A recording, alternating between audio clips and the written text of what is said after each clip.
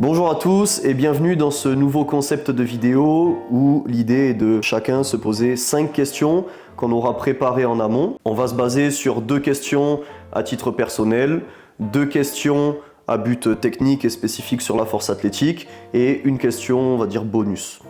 Mais dis bonjour. Bonjour Alexis. Et Est-ce que tu es prêt pour la première question? Je suis prêt. Tu es prêt, très bien. Du coup, tu penses que tu peux atteindre combien de total et combien sur chaque mouvement sur le long terme et dans cette catégorie? Ton potentiel maximal, Et le long terme, tu l'estimes à combien? tant que tu fais de la FA. Il n'y a pas de limite. 5 ans? Pas de limite. Même 10 ans. No limites? Dans la trentaine ou autre. No limites? Dans cette catégorie. Ok. Pourquoi tu dis ça? Parce J'ai que toujours c'est été dans facile, cette catégorie. C'est facile de monter à 120 par exemple et d'avoir... Ah, ok.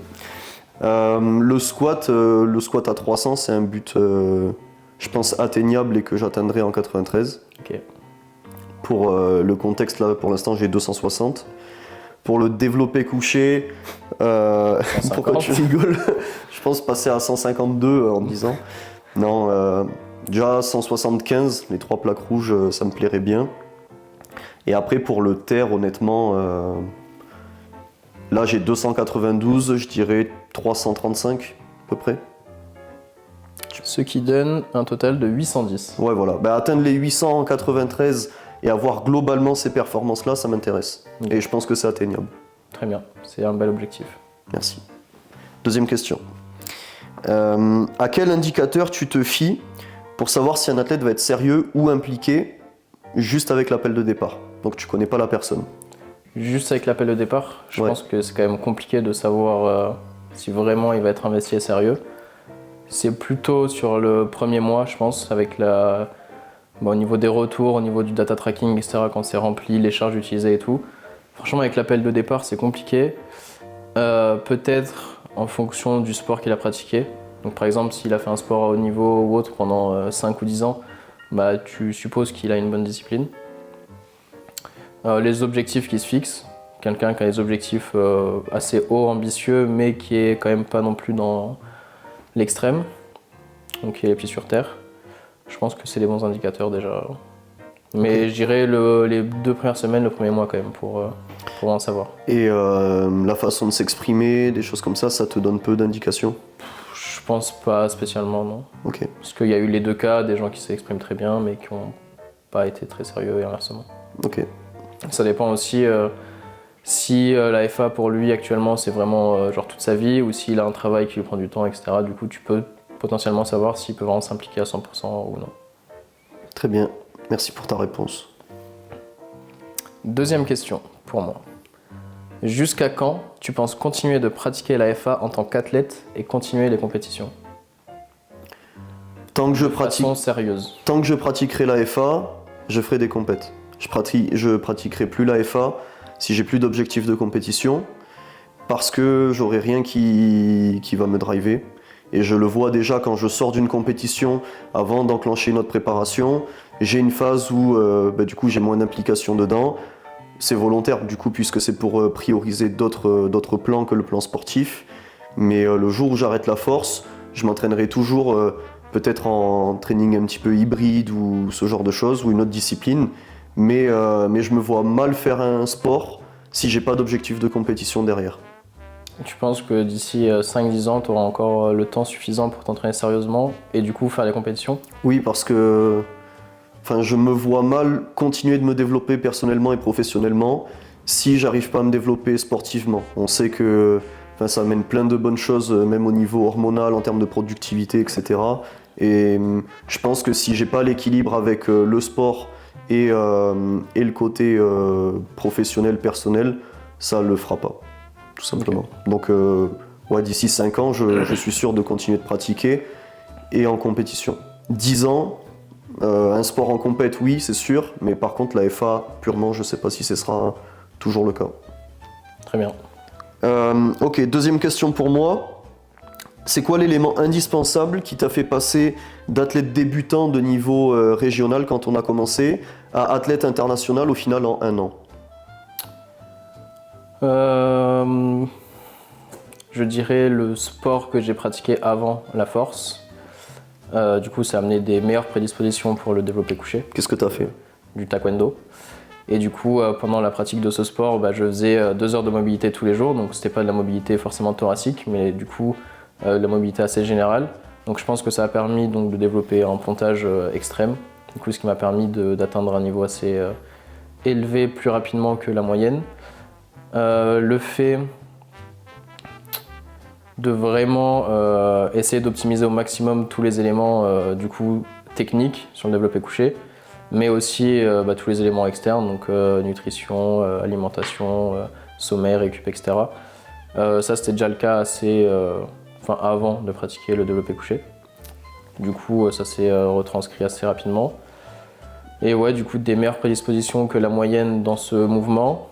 Et du coup une discipline et des variables externes qui étaient déjà bien optimisées avant de commencer. Et je pense que c'est tout. Et sur le côté mental, t'as pas eu un élément déclencheur, un déclic où tu t'es dit là, le fait de plus m'impliquer dans ce paramètre ou chercher à développer un paramètre mental, ça m'a fait passer un cap sur le côté confiance en moi, le côté développement perso à plus haut niveau, quoi. Donc, les premières années, non, pas spécialement. Ça arrivait plutôt en 2021-2022 avec les premiers titres internationaux. Mais non, dans les premiers temps, pas spécialement. Pas du tout même. Mais j'ai vu que j'avais un potentiel du coup dans cette discipline. Et du coup, ça a peut-être augmenté la confiance en moi, sachant que j'avais potentiellement un beau potentiel. Mais du coup, à part ça, non. Ok. Voilà. Question terminée. Troisième question. Quel athlète tu voudrais coacher si tu pouvais avoir n'importe lequel, car tu penses par exemple qu'il y a un potentiel pas assez développé ou autre, que ce soit en France ou à l'inter. Là, si tu pouvais avoir n'importe lequel. N'importe qui. N'importe qui. À l'international, c'est difficile de dire parce que généralement, si on connaît les athlètes inter, c'est qu'ils sont forts et que du coup le potentiel il est présent déjà. Juste que ça te ferait kiffer de coacher du coup, par rapport à son mindset, par rapport à ce qui dégage son image ou autre. Ah, tu t'y attendais pas à celle-là, hein?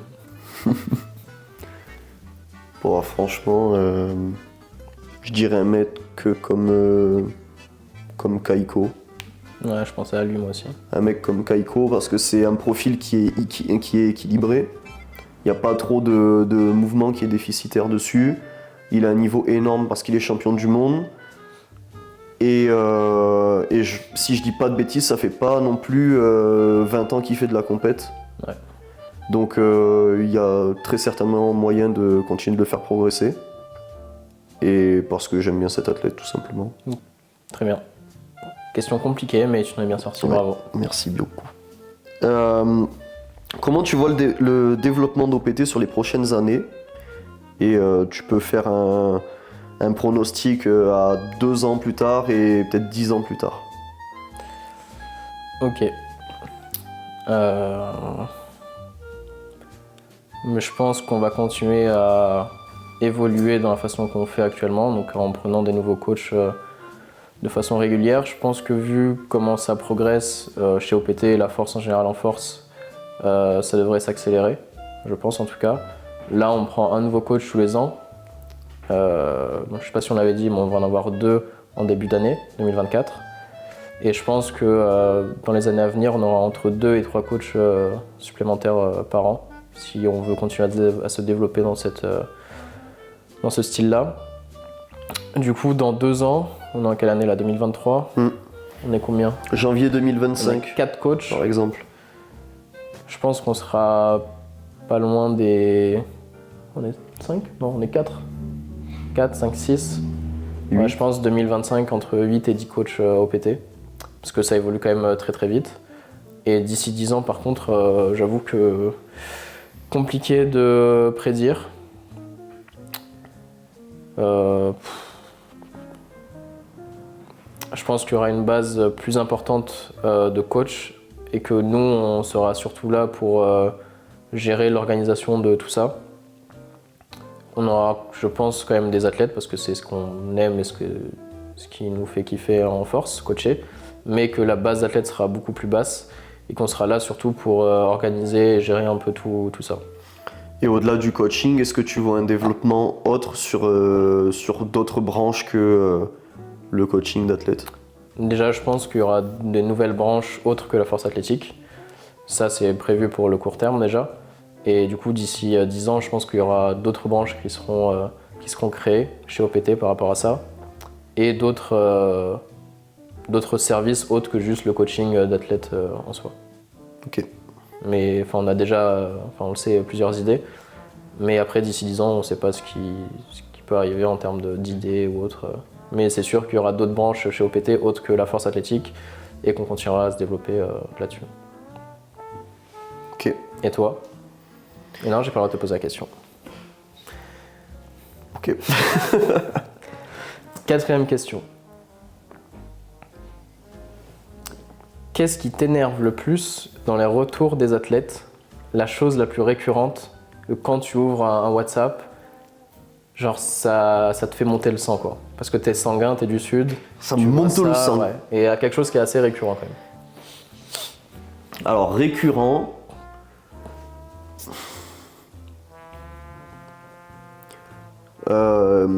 L'athlète qui se plaint du fait que ce soit trop dur et trop fatigant. Tu t'entraînes en force, pour de la compétition pour la plupart, dans le but de progresser. Donc au bout d'un moment, si tu t'entraînes et que tu cherches pas à avoir mal, être fatigué et te mettre dans le dur, bah en fait les adaptations ne vont pas se faire. Donc la progression, elle n'a pas lieu d'être. Pourquoi tu pourrais progresser plus qu'un autre alors que tu n'aimes pas te faire mal ou que tu n'aimes pas te mettre dans le dur ou avoir une certaine forme de fatigue. C'est normal d'être fatigué. Si tu t'entraînes, tu fais du sport à un certain niveau et que tu n'es pas fatigué, la plupart du temps, c'est que tu n'en fais pas assez et du coup, il n'y a pas d'adaptation qui vont se créer ou en tout cas pas suffisamment pour progresser correctement. Donc je dirais ça, en fait, le fait de se plaindre pour des paramètres qui devraient être comme une normalité. Parce que la fatigue, la brûlure musculaire, le fait de se sentir un peu éteint après des séances, c'est quelque chose qui est normal. Ça ne doit pas l'être à chaque fois. Toutes les séances ne doivent pas être hyper dures et tu ne dois pas finir en rampant. Mais ce genre de fatigue et de stress doivent être quelque chose de normal dans un entraînement d'un sportif et dans d'autres sports aussi. Est-ce que tu pourrais nous imiter, par exemple, un retour WhatsApp par rapport à ça? Tu veux que je fasse une imitation vocale? Une imitation vocale de ça.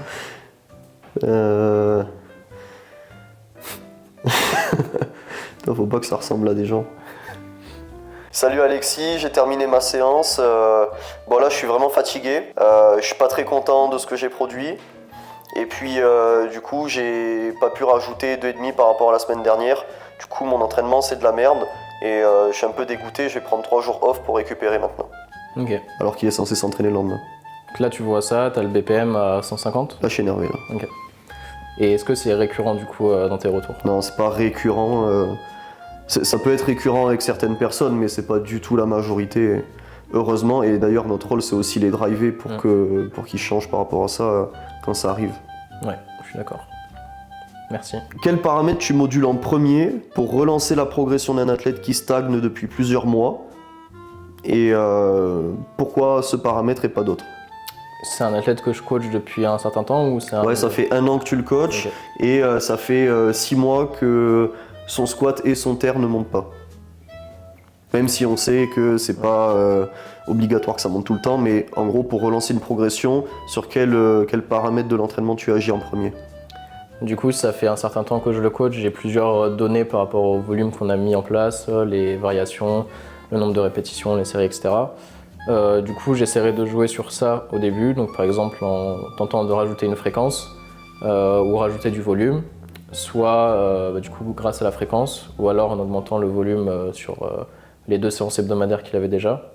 Donc, par exemple, s'il a 2 squats en single et après en back-off, et ça du coup 2 fois dans la semaine, ou un triplé et ensuite des back-off, on pourrait essayer de rajouter une 3e fréquence en fin de semaine, sur du léger ou autre, pour essayer de voir s'il ne réagit pas mieux du coup avec plus de volume, si ça fait un certain temps qu'il s'est adapté.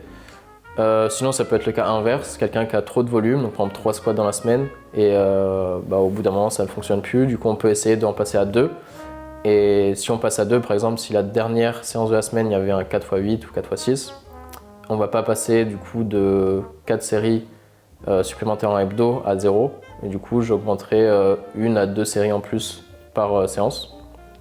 Par exemple, le jour principal, un 4x5, je ferai un 5x5. Et pareil sur le jour secondaire, pour essayer d'équilibrer un peu au début. Et si je vois que ça réagit bien, on continue sur cette lancée. Sinon, ça peut être des variations ou trop de spécificité pendant un certain temps. Donc, si la personne, pendant 6 mois, elle avait que du comp, eh ben, on essaye de complètement modifier ça pour chercher de nouvelles adaptations, donc avec des variations différentes. Mais là, du coup, tu réponds pas à ma question. Ah bon? Parce que je t'ai demandé un paramètre et tu m'as dit spécificité, volume de série et fréquence. Parce que j'ai... Oui, mais là, j'ai demandé un paramètre, donc tu réponds à ma question maintenant. Un paramètre, la fréquence. Ok. Fréquence d'entraînement, parce que ça induit forcément plus de volume. Et du coup, j'agis sur 2 paramètres avec une réponse. Très bien. Merci Mehdi. De rien. Alors, pareil, un peu technique et programmation.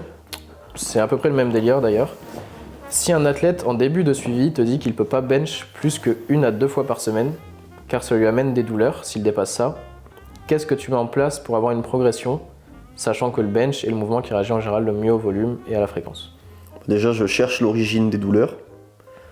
J'essaie de voir si un travail complémentaire de mobilité, de renforcement ou autre peut atténuer ces douleurs et du coup lui permettre de tolérer plus de volume ou de fréquence sur le mouvement du bench. Si les douleurs, elles sont, on va dire, vouées à rester identiques, mais qu'on peut capitaliser de la progression sur des mouvements de poussée autres que le bench halter, dips, overhead press, du coup j'essaie d'augmenter, au lieu d'avoir un troisième bench, je vais mettre un overhead press à la place ou un dips pour développer le pattern de poussée, qui soit vertical ou horizontal, ou du floor press, et du coup avoir des adaptations qui sont relativement spécifiques au bench pour pouvoir transférer dessus. Ok, donc augmenter le volume et la fréquence sur la poussée, mais autre que le bench à la barre. Ouais, s'il peut pas pratiquer du bench parce que ça lui crée des douleurs. Impossible. Impossible, je cherche le pattern le plus proche sur une variation pour qu'il y ait un haut niveau de transférabilité dessus. Ok, très bien. J'en ai 2 encore. T'en as 2 en stock? J'en ai une vraie en stock, j'en ai une deuxième, mais Bon, tant pis, je t'en poserai 2 quand même. Comment tu gères la concurrence dans le monde professionnel du coaching? Comment je gère la concurrence du coup dans le milieu professionnel, donc nous en coaching en FA? Déjà on fait en sorte d'avoir toujours un coup d'avance sur tout le monde, dans tout ce qu'on met en place. En général c'est des choses qui se font pas, en France en tout cas au moins.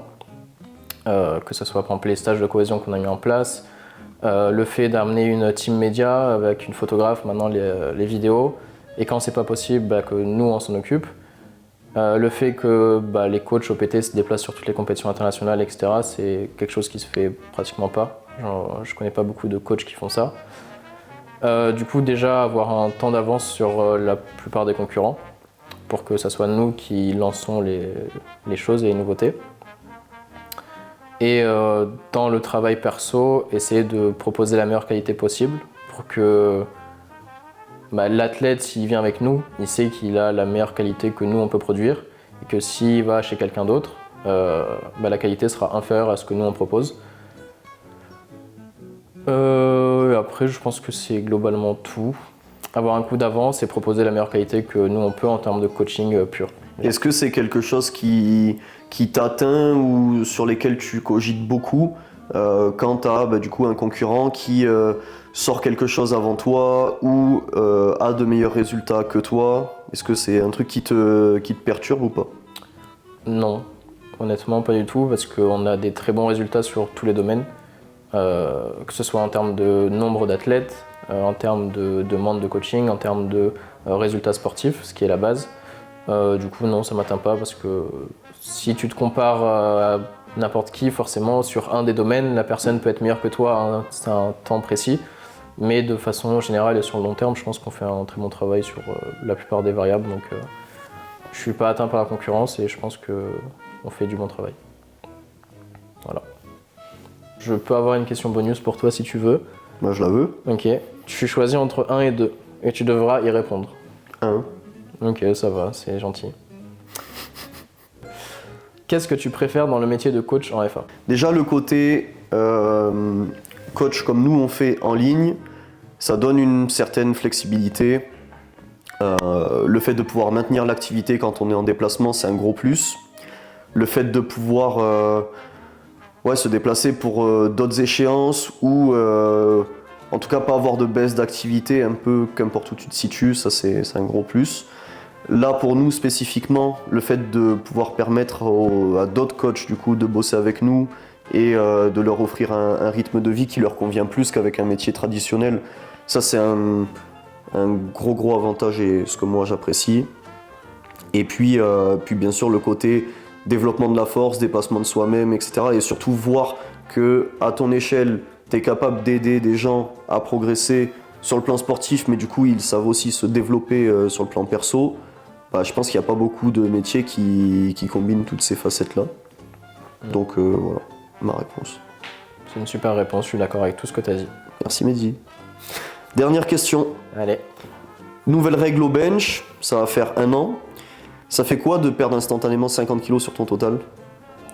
Ouais, 50 kg, on y est. Enfin, plus même si on compte le 230 que j'ai fait à l'entraînement. Au début, je m'en foutais un peu. C'était même motivant du coup d'essayer de chercher à progresser sur des nouveaux standards, etc. Sachant que j'ai la chance, on va dire, d'être arrivé avant la règle. J'ai pu faire mes compétitions, avoir des titres et faire des choses que personne n'a jamais fait vu que j'avais les records du monde. Donc je me suis déjà accompli par rapport à ça. Si c'était arrivé par exemple à la première année où j'en faisais, je pense que j'aurais été un peu dégoûté. Parce que j'aurais jamais pu atteindre les niveaux international dès le début en tout cas. Ensuite, phase d'adaptation. Au final, j'ai fait les championnats de France, j'ai fini quand même premier avec une technique complètement aléatoire. Parce que j'étais toujours pas sur une technique précise. Et du coup, je fais premier en France avec une technique aléatoire sans s'entraîner là-dessus, c'est quand même pas mal. Et voilà. Mentalement, il n'y a pas un moment où tu as eu une petite tendance à flancher ou à avoir envie de ne pas poursuivre ou quoi que ce soit? Ça, c'était surtout arrivé à cause des douleurs que ça amenait et des blessures. Parce que du coup je pouvais juste pas m'entraîner, donc forcément c'est compliqué. Et ce qui a été compliqué, je crois que c'est la phase septembre à décembre, parce que j'étais aussi blessé au niveau du dos et l'ischio, du coup je pouvais pas faire de squat, je pouvais pas faire de terre. Et au bench, du coup je venais de perdre 50 kg et je pouvais pas m'entraîner pour progresser. Donc je faisais juste ce que je pouvais. Donc là c'était chiant du coup, parce que je venais de passer 2 ans à être au top, etc. Et là je pouvais plus m'entraîner, donc compliqué. Et après, du coup, j'ai repris la FA à fond et j'ai repris des progressions, etc. Donc en pouvant faire du squat et du terre, j'ai même mis le bench de côté parce que du coup, je retrouvais une progression que j'avais pas au bench. Et du coup, mentalement, forcément, il y a une phase compliquée, mais je l'ai dépassée et là, actuellement, tout va bien. Et là, tu t'entraînes très bien? Là, je m'entraîne super bien, tout va bien. Non, actuellement, j'ai mis le côté athlète de côté. Du coup je prenais plus de plaisir forcément moi à la pratique en bench et en FA parce que du coup la phase où j'ai repris la FA à 100%, je continue à progresser, etc. jusqu'à il n'y a pas si longtemps et j'avais encore des douleurs au niveau du dos qui sont apparues et là ça a commencé à me saouler un peu, sachant que avec le coaching on a énormément d'heures de travail tous les jours plus les entraînements. Du coup déjà de base j'avais entre 5 et 8 heures de FA tous les jours. Du coup en termes de saturation ça peut arriver assez rapidement. Quand t'enchaînes les blessures et qu'en plus tu progresses plus forcément, forcément ça s'accentue. Du coup là pour l'instant je suis dans une phase où je préfère mettre le côté athlète de côté et profiter de... Je pense qu'on est dans une phase un peu tournante chez OPT pour que ça explose un peu plus. Du coup là je mets tout là-dessus et je continue de m'entraîner 3 fois par semaine mais sans ambition d'athlète ou de compétition forcément. Bon, je te conseille d'acheter un vélo et venir faire du vélo avec moi. Ouais, pourquoi pas. Je suis plus sport de combat quand même de base. On pourra faire du vélo boxing. Pourquoi pas. Bon, merci pour votre écoute. Des questions-réponses.